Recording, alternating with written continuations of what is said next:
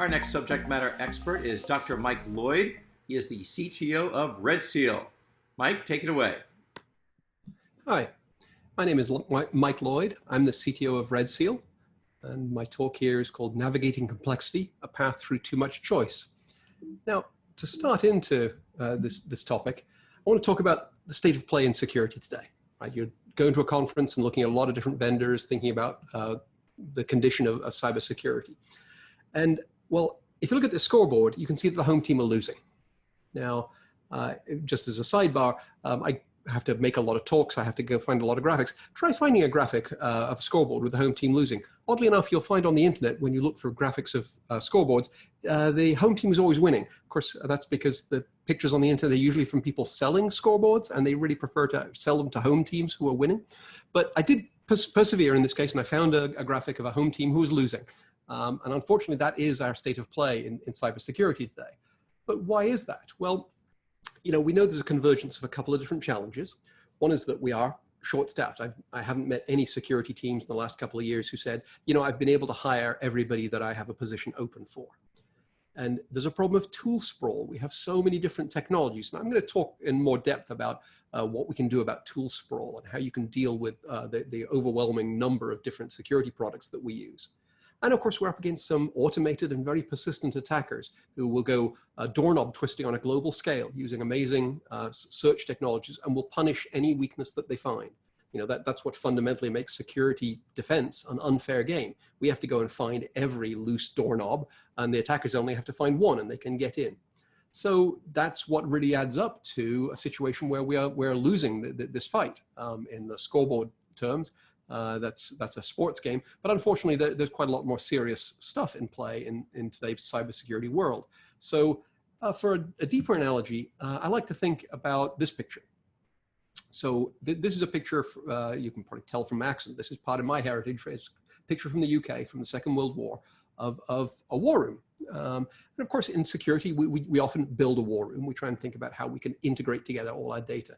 And I find this picture is very, very helpful. It's sort of my greatest hit in image collections for security, for doing talks like this.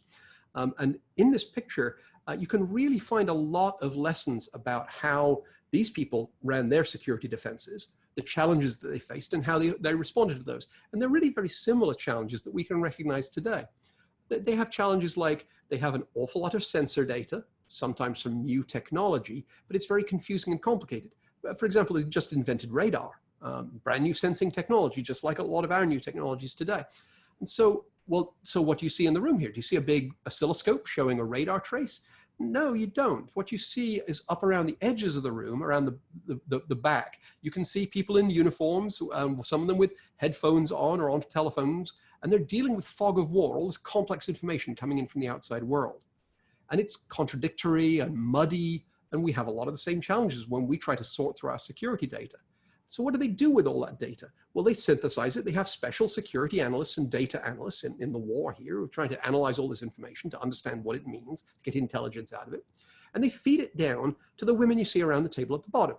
Now, these women are not just pushing counters around. They are highly skilled military analysts, and they knew exactly what they were doing. But what they're trying to do is represent all the information that the people connected to the outside are telling them about what's going on out there. But they're arranging it on this table. Now, this is a map of southern England. This is not a map of northern Germany. Remember, these are people who are losing the war that they're fighting, but they managed to achieve great resilience. They were very, very effective at organizing limited resources, short-staffed, with an outgunned by their enemy, and yet they managed to coordinate really well. And that's what these women are doing. They're arranging information on a table so that a guy at the back with a tie that you can see can make a visual decision, can interpret this complicated data about where they have a defensive gap and where do they need to move the Spitfires so they can fight back. So you can really spend a while unpacking this graphic. And I've actually had long conversations with CISOs where we just reason about how these people are organizing the work that they're doing. And this is really what a lot of organizations are struggling to do today. They're trying to integrate all their data feeds, their complex data feeds, into a single way so you can look at it and make sense out of it and respond effectively to what's going on. And that's what we need to do to deal with the fact that we have some of the same pressures that these people had. We also need to be resilient the way they were. So in our IT environments today, you would think it would all be one big integrated world. I guess this is what the CEO thinks our IT and security infrastructure looks like, one big happy world. But in practice, of course, it's not like that. In the real world, it's a lot more broken out. There are silos. Every organization I meet has silos with distinct things happening in distinct places. So you have a whole bunch of security tech. And at a trade show like this, a lot of what you're learning about is about all the various vendors that we, including us at RedSeal, who make stuff that tries to follow your network, tries to follow what your fabric is doing. But of course, your fabric is changing as well, because we've now got all the cloud migration. And so most businesses are hybrid now, where they have a mix of legacy network and cloud, whether that's public cloud or on-prem virtualization. And all these things are starting to open up gaps in what should be a single integrated picture. So there's a gap of incomplete information. All the security tech that we deploy, it's all wonderful. I mean, there are so many better mousetraps in this world. We'll talk later about the way that there are about 2,000 different security technologies on sale at the moment, 2,000 different vendors with a better mousetrap. And that's a lot, right? But all of them struggle with just even knowing what's out there. It's very, very hard to get a perfect inventory, very, very hard to understand what it is you're chasing with all of your selected products out of the 2,000 things that are on sale. So you have incomplete information.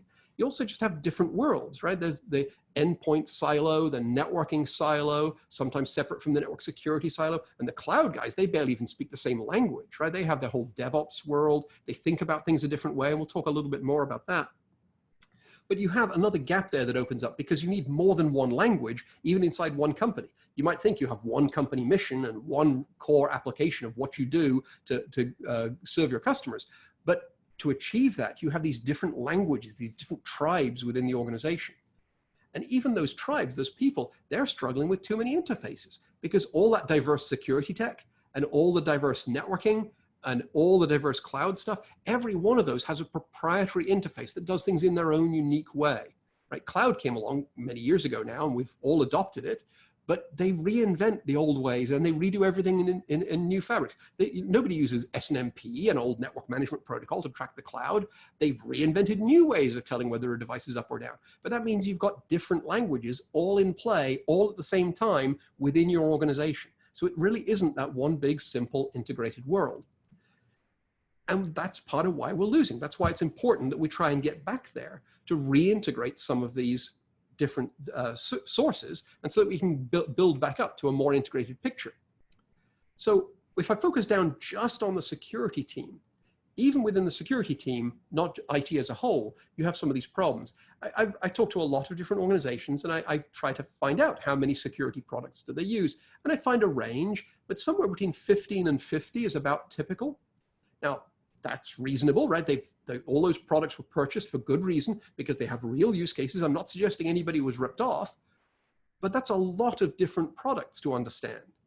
Now, when you compare those products with a complicated user interfaces, because they all do complicated things, to the number of people you have to drive them, most people I find have, maybe 20 security products and enough skilled people to operate 3 of them well. And maybe your numbers are a little bit different in your organization. Maybe you have 50 technologies and enough skilled people to run 7 of them well. Well, that's great, but there's still a massive shortfall there where the people and skills that you have to be expert in these technologies don't keep up as we buy more and more of these things to do more and more of the security things that happen. So for a long time, we've been chasing the fact that the bad guys move on. The bad guys keep inventing new ways of attacking us. So we end up with countermeasure of the month.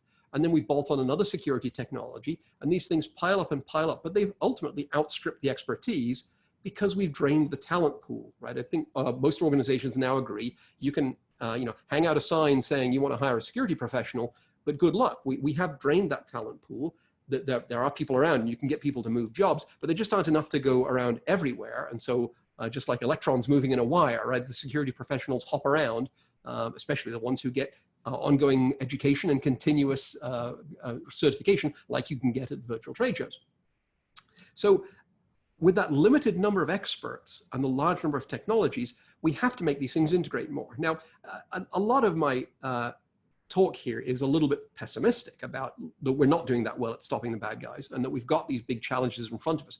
But I get some optimism from some things like the World War II analogy, where those folks in London really were effective at using the limited resources and fighting back.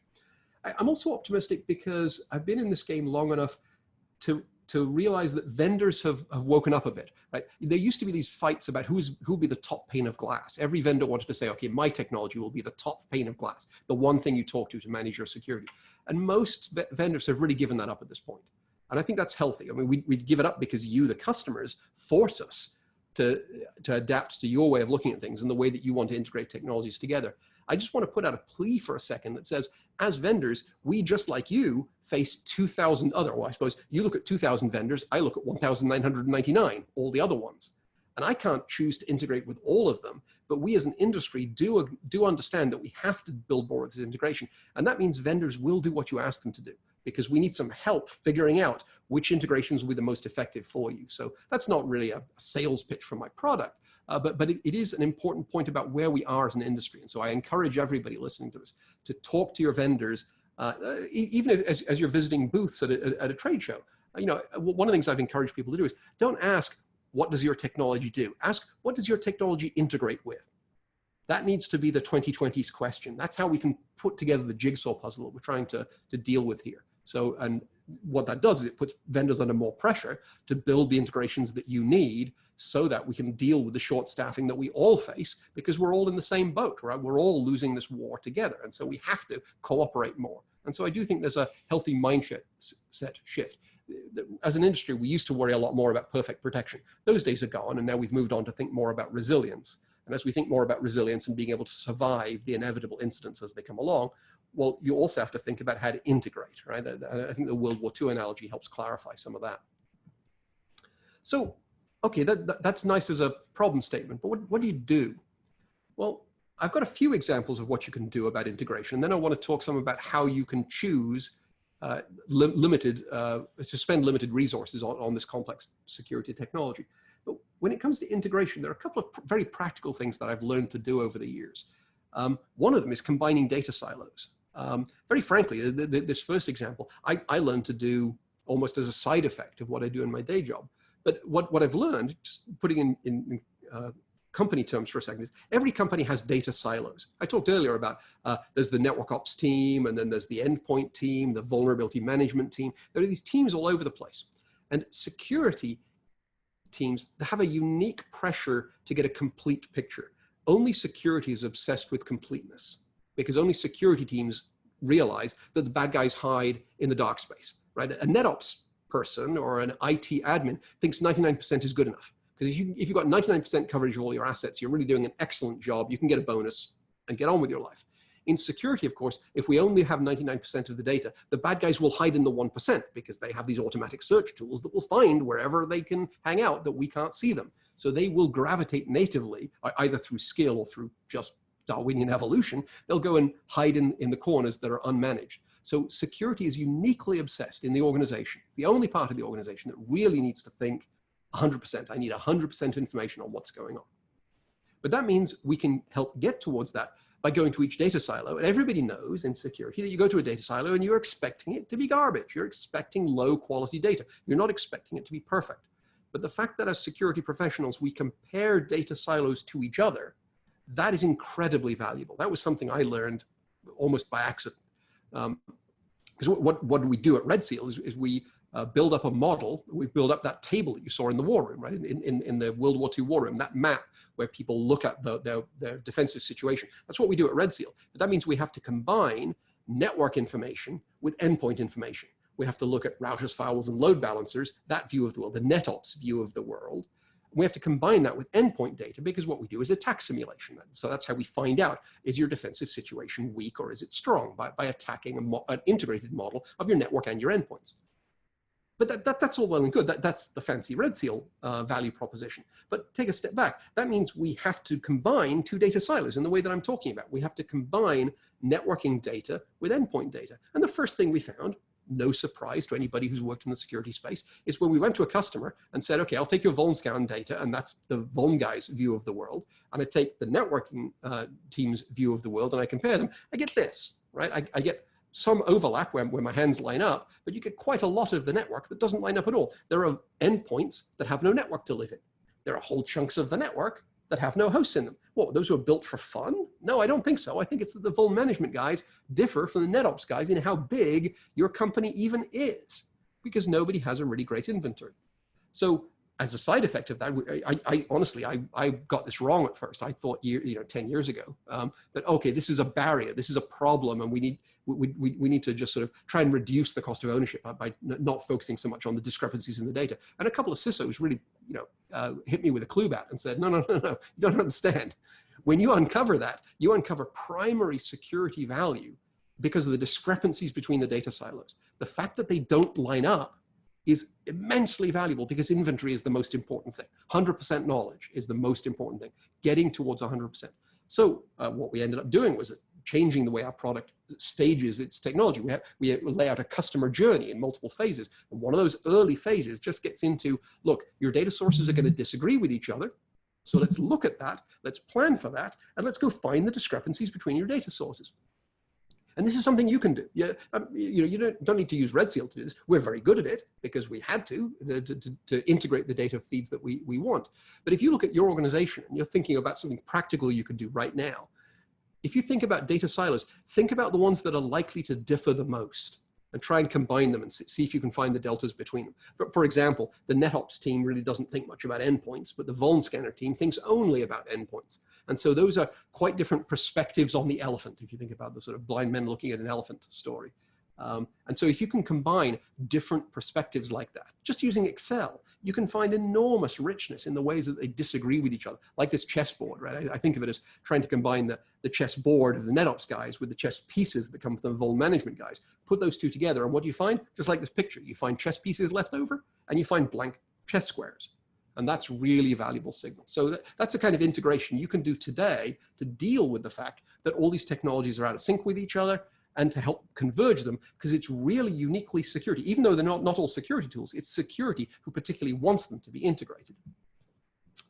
So then there's cloud, and cloud is another challenge along the same lines. It's something that is less integrated than most of us security professionals would like. Every network I find is hybrid now, right? From an IT point of view, virtualization came along, and that was great, and then we invented cloud computing, and now everybody's adopted cloud computing, at least for a chunk of the workloads. But this means, from a security point of view, we now have an apple orange, because these two things really are different. They're not managed the same way. They're not spoken about the same way. The interfaces are different in how you manage them. Yeah, they both do compute, but a Lambda service from an outsourced provider is very, very different from a legacy mainframe or application in a data center. And life would be easy if we could just say, okay, let's adopt the new world and go do everything the new way, except that's not reality. What's reality is you keep some of the old legacy network, at least the way the cloud guys see it, they see it as legacy network, and you adopt some of the new. And every security team who's trying to deal with the diversity inside their organization knows that, yeah, all the old stuff still sticks around with all the old risks that it had, and then this new stuff comes along and it's pitched as, oh, it solves all those old problems. Maybe it does. Maybe it means that some of the old mistakes can't be made, but brand new mistakes can be made in these brand new ways. And now you've got all the risks of both. And so you have to have some way to put it all together. I don't really have time to talk in depth about pets and cattle, but the pets and cattle conversation is really an illustration of why the DevOps guys, the cloud guys, think differently than legacy data center folks. I've recorded a podcast about this. So if you go to redseal.net and look for Lloyd versus Lloyd, my name is Lloyd. We also have a federal CTO whose name is Lloyd, and we record these podcasts. And we've put one up recently just going into depth on the pets and cattle change in mindset that comes from cloud. But very, very briefly here, pets and cattle is the idea that all computers used to be pets, things we give names to, we give them a lot of care, we take them to the vet if they're hurt. Whereas in cloud, you think about compute as cattle. They're all interchangeable, just like the cow in the picture here, just they're a number tag on their ear. And frankly, if they get ill, you shoot them and get another one. That's how cloud computing works. It's very, very easy to replace equipment. And this has some, in theory, has some great benefits for security. It means you think about patching differently because you're no longer trying to apply a patch to your cattle. You just get rid of that cattle and replace them because you can. And that doesn't really work very well with pets. The trick is, here again, if you could convert to a world of all cattle, then we could use security methods and paradigms that work in a world of cattle. But that's not how the world is. Even the bright DevOps folks who talk about pets and cattle. It's not or, it's pets and cattle. That most organizations have some of both. You do actually still have some pets, some very precious resources that you do not treat like cattle. You do not treat as disposable. The trick is to know the difference, when to treat something like it's a pet and when to treat it like it's cattle. So as security professionals, we really have to do both of these. But it still comes down to the basics. You still need to know, where are my assets, and do I have any databases exposed to the internet, right? That's one of the new mistakes, the classic mistake of the world exposed S3 bucket. So we move from an old world to a new world, except we keep a foot in both camps, and we inherit the weaknesses of both, and we have to have some way to integrate all this together. And that is challenging. Now, it's gotten even more challenging under the pressure of the tool sprawl. That's, as I mentioned before, there are so many technologies, so many different technical challenges that you need to meet, right? These technologies exist because they really do things. It's not snake oil. These things really do help, but you can't run all 2,000 of them. You can't even keep enough staff to run the ones you've probably bought. And so recently I've been finding more and more organizations trying to rationalize, trying to stop renewals on some of the bottom of their to-do list. Maybe they have 20 products and they sort them by priority, and they only renew the top 10, and the bottom 10, that was nice. It was good technology, but we didn't have the skills to keep it up, so we don't keep it up. And let's be realistic. If that's the right way to respond in a World War II bunker mentality where we really have to limit our resources and spend carefully, that means we now have to choose what's really essential. We have to be able to boil down security investments and understand which ones matter. And that's the last point I want to cover here is, after thinking about integration a little bit, well, how do we figure out what do we integrate? What are the real essentials in security? So to talk about that, I want to take an idea that actually the US Air Force came up with. This is, they were studying who wins dogfights. And they came up with an idiom that they call the OODA loop. And if you're in the military, you've probably heard about this, but many civilian folks have not. It's a really good thought process that gets into this question of, do you find that when you study dogfights, does the fight go to the guy with the better plane, the faster plane with the bigger guns? You would think yes, but really no, that's not how it works.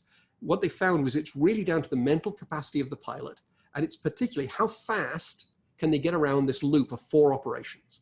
You can see them in the picture here: observe, orient, decide, act. Now we could spend a while talking about how that works in dogfights, but you can get the basics of, you got to know what the other plane is doing, you got to figure out what that means in your context. You've got to know which way up your plane is, for example, either you're upside down or right side up. You got to decide what you're going to do, and then you got to act. And then you got to go back and do it again. And that's what dogfights are like. Well, anybody who does security incident response will recognize these ideas. You got to observe the bad guy. You got to figure out what they're doing and what it means in your context, because an IP address is not a business value statement. You got to decide what you're going to do. You got to act, and then you got to go back and do it again. And that loop, if you neglect any step in that loop, you're going to lose. Okay, so this is a good military framework, but my claim is this works very, very well to explain how you need to prioritize your cybersecurity investments. You have to make sure that you do all 4 of these, don't skimp on any one of them, and how can you make it around the loop faster? And that might require some automation, that might require vendor integrations, but you need to choose which vendor integrations you invest in based on thinking about this loop. Because I think most folks can recognize, observe.